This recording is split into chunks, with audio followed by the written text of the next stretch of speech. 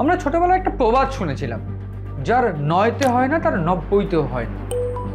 পাকিস্তানের ঠিক এই রকম অবস্থা। কেন আমি এই কথাটা বলছি, একেবারে এই আলোচনার ধীরে ধীরে ধীরে ধীরে ঠিক যখন শেষে গিয়ে পৌঁছাবো, তখন যারা আমার দর্শক তারা আপনারা বুঝতে পারবেন যে এক্স্যাক্টলি কেন আমি পাকিস্তানকে উদ্ধৃত করে এই কথাটা বলতে চাইছি। প্রাথমিকভাবে অপারেশন সিঁদুর বা অপারেশন সিঁদুরের আগে যত ঝামেলা, যত অশান্তি দেখেছি আমরা 91-90 দশকে হোক বা অন্যান্য ক্ষেত্রে পাকিস্তানের সঙ্গে যে সমস্ত সংঘাত আমরা দেখেছি, সেই সমস্ত সংঘাতেই একটা ছবি একেবারে স্পষ্ট হয়ে গিয়েছে। ভারত পাকিস্তানকে একেবারে নিজের যোগ্য, নিজের অকাত বুঝিয়ে দিয়েছে, সেটা একেবারে সেনার মাধ্যম দিয়ে হোক, সেটা কূটনৈতিক দিক থেকে হোক। এই সমস্ত কিছু বুঝে যাওয়ার পরেও পাকিস্তান তার নিজের চরিত্র, নিজের যে অবস্থান, সমস্ত কিছু বুঝে যাওয়ার পর থেকে এক বিন্দু শিক্ষা নেয়নি।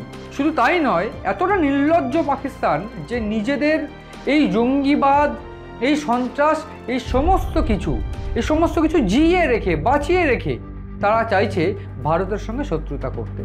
জিওপলিটিক্যাল দিক থেকে যদি দেখা যায়, তাহলে দেখা যাবে এই মুহূর্তে দাঁড়িয়ে আমেরিকার সঙ্গে ভারতের সম্পর্ক কিন্তু খুব একটা ভালো নয়। ঠিক এই যে জায়গা, এই জায়গা থেকেই কিন্তু পাকিস্তান তার খেলাটা শুরু করছে। কীরকমভাবে খেলা শুরু করছে আমি বলবো, এবং এই অনুষ্ঠানে আমি আরও একটা বিষয় উল্লেখ করতে চাইবো যে পাকিস্তান ফের আমেরিকার মদতে কিনা প্রশ্ন যেমন উঠছে, সেই রকমভাবে আরও একটা প্রশ্ন উঠছে, কার মদতে পাকিস্তান ফের জঙ্গিবাদ পোষণ করা শুরু করেছে। শুধু জঙ্গিবাদ পোষণ নয়, জঙ্গিদের পুনরুদ্ধার করা, পুনর্বহল করা শুরু করেছে।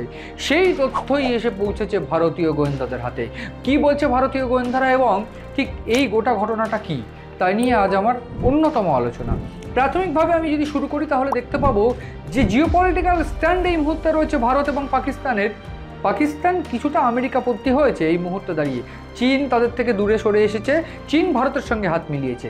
এই জায়গায় দাঁড়িয়ে আমরা এর আগে দেখেছি চীনের থেকে অস্ত্র নিয়ে ভারতের সঙ্গে সংঘাত, এবং এই মুহূর্তে যেটা আমরা দেখতে পাচ্ছি, আমেরিকার থেকে ফান্ডিং বা নিজেদের দেশের সরকার অর্থাৎ পাকিস্তান সেই ফান্ডিং এই মুহূর্তে করছে লস্করি তৈবাকে। শুধু লস্করি তৈবা নয়, এক্ষেত্রে আমরা বেশ কয়েকদিন আগে দেখেছিলাম হাফিজ সঈদ থেকে শুরু করে যে সমস্ত জঙ্গি রয়েছে, সেই সমস্ত জঙ্গি বাহিনীকে একেবারে আর্থিক সাহায্য করে তাদের যে জায়গা, সেই মার্কাজ, সেই লস্করি তৈবার যে শাখা সংগঠনগুলো বা অন্যান্য ক্ষেত্রে যে সমস্ত কিছু অপারেশন সিঁদুরে ভারত গুড়িয়ে দিয়েছে, সেই সমস্ত কিছু প্রশিক্ষণ কেন্দ্র থেকে শুরু করে মূল সদর দপ্তর থেকে শুরু করে সেইগুলো পুনরুদ্ধার করা, পুনর্বহল করার চেষ্টা করছে।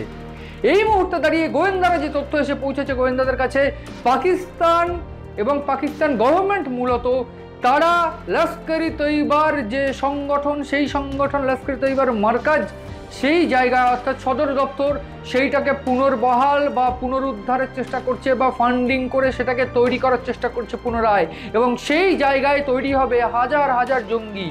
ভাবতে পারেন কতটা নির্লজ্জ পাকিস্তান। একদিকে সন্ত্রাসবাদ তারা নির্মূল করছে, এইরকম একটা স্ট্যান্ড ধরে রেখেছে গোটা বিশ্বের কাছে, এবং ভারতের বিরুদ্ধে ষড়যন্ত্র, ভারতের একেবারে অন্দরে পাঁজরে সন্ত্রাস পৌঁছে দেওয়ার জন্য তারা ফের পুনরুদ্ধার করছে এই সন্ত্রাসকে, এই জঙ্গিদের।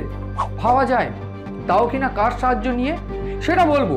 প্রাথমিকভাবে আমি কয়েকদিন আগে এই অনুষ্ঠানের মাধ্যমে বলেছিলাম যে আমেরিকা থেকে বেশ কিছু বিমান আসছে নূর এয়ারবেস ক্যাম্পে। সেই নূর এয়ারবেস ক্যাম্পে সেই বিমানে আমি প্রশ্ন তুলেছিলাম গোয়েন্দাদের দেওয়া তথ্য উদ্ধৃত করে, যে সেই বিমানে কি কোথাও অস্ত্র রয়েছে।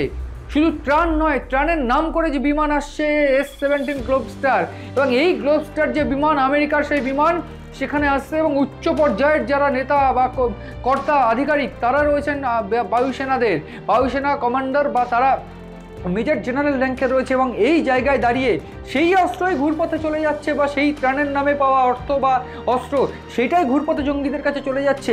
একেবারে গুরুত্বপূর্ণ তথ্য দিয়ে রাখি, প্রায় 15 থেকে 15.5 কোটি টাকা ওই মার্কাজ বা ওই সদর দপ্তর তৈরি করতে লস্করি তৈবার খরচ হবে, এবং সেই সদর দপ্তর যেটা রীতিমতো সুবহানাল্লাহ সদর দপ্তর থেকে শুরু করে ভাওয়ালপুর, মুরিদকে এই সমস্ত জায়গায় রয়েছে, সেই সদর দপ্তরগুলো তৈরি করতে গেলে 15 কোটি টাকার মধ্যে যে 4 কোটি টাকা ইতিমধ্যে পাকিস্তান সরকার দিয়েছে।